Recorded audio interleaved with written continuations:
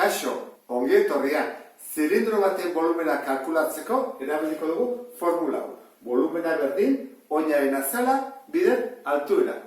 Ordan, guazen ikustea adibidez, zilindro honetan. Zer eman digute?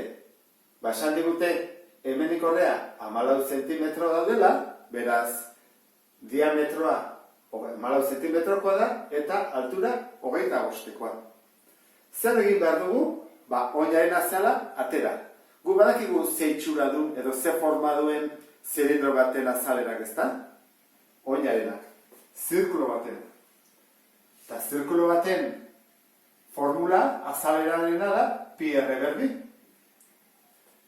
Erradio jakin behar dugu. Zein da erradioa? Hau baldin bada 4, erradioa da erdia, 7.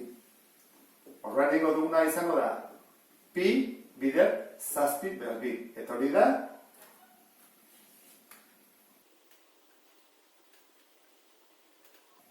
153,84 zentimetro karatu. Orduan, azalerari kalkulatuta, orain volumena ata ezakegu, Gogoratu, beti azaleran neurtu behar dugu, eta gero volumena. Zer bada beko azalera? 153,84. Altuera, 25. Horran, biderketak edo dugu.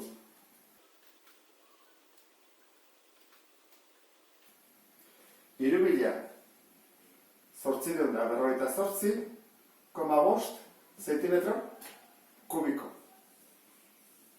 Ikusten dezu bezala, volumenak oso azkar igotzen dira, oso zenbaki handiak ateatzen dira. Horregatik, pasa behar izate ditugu, koma hauek mugitu, eta unitate handiago batetara, ezta? Adibidez, pasatuko dugu, dezimetro kubikotara. Nola? 2, 3. 3, zenbaki honekin, ezta? Eta volumena nahiko errez kalkulatu daiteke, formula oso simplea delako, beti ere, baldin badakizu, azalera zein den. Azaleraren formulak bai ezagutu behar dituzula. Zirkulua, karatua, triangelua, trapezioa, guzti horien formulak ere ezagutu behar dituzu, bestela nahiz eta formula oso simplea izan, gero arazoak izango ditugu volumena kalkulatzeko. Horrekin bukatzen dut, beste bat arte, agur!